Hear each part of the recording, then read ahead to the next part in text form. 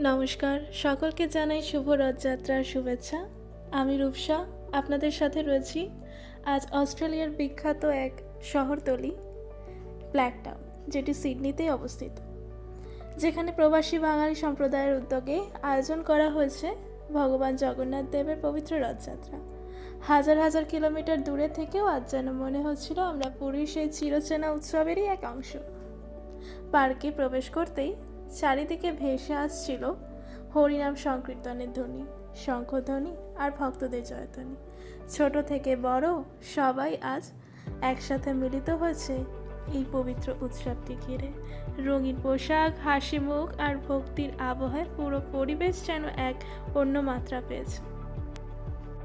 অস্ট্রেলিয়ার বিভিন্ন বড় বড় শহরগুলিতে ইসকনের দ্বারা রথযাত্রা আয়োজিত হয়ে থাকে, কিন্তু এটি ছিল আমাদের একটি ছোট সাবার, যেখানে আমাদের বেঙ্গলি কমিউনিটি দ্বারা এই রথযাত্রা আয়োজিত হয়েছিল।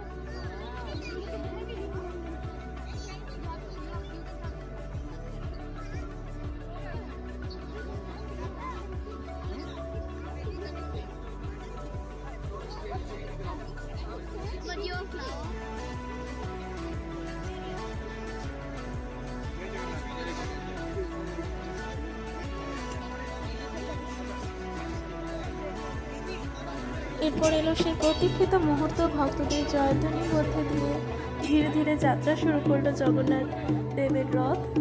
সকলেই একসাথে রথের দড়ি টানলেন। ধর্ম, ভাষা কিংবা দেশের ভেদাভেদ ভুলে সবাই একই সাথে এই পবিত্র মুহূর্তের সাক্ষী হল। এই দৃশ্য সত্যি ভাষায় প্রকাশ করার মতো না।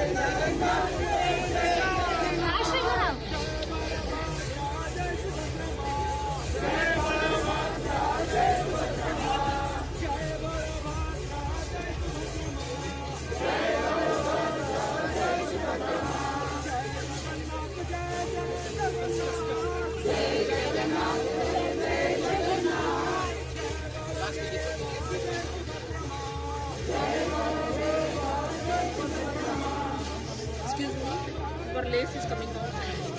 You will find it. Yeah, this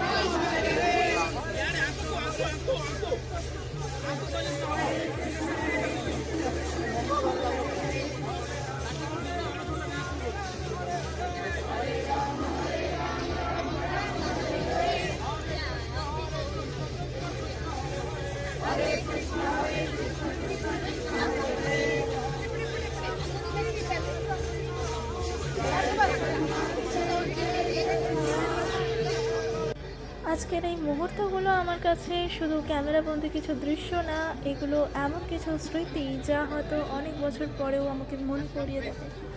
দেশ থেকে অনেক দূরের থেকেও নিজের সংস্কৃতিকে এতটা কাছ থেকে অনুভব করা যায়, এটা আমার জানাই ছিল না।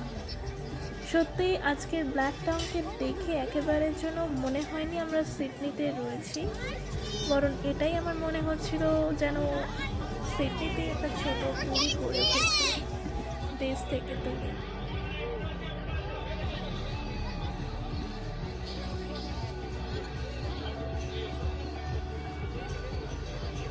রথযাত্রার পাশাপাশি এখানে ছিল সুন্দর সাংস্কৃতিক অনুষ্ঠান, ভক্তিমূলক সঙ্গীত এবং নৃত্য পরিবেশনা। প্রবাসী থেকেও আমাদের সংস্কৃতি, আমাদের ঐতিহ্য এবং আমাদের শিকড়কে যে এত সুন্দরভাবে বাঁচিয়ে রাখা যায়, এই অনুষ্ঠান তারই এক উজ্জ্বল উদাহরণ।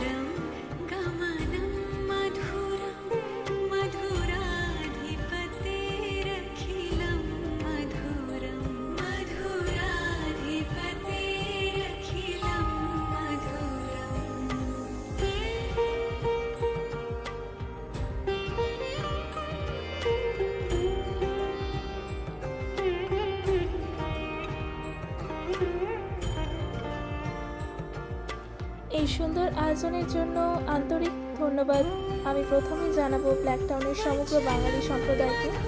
আপনাদের ভালোবাসা আর একতা এই উৎসবকে আরও সুন্দর করে তুলেছে।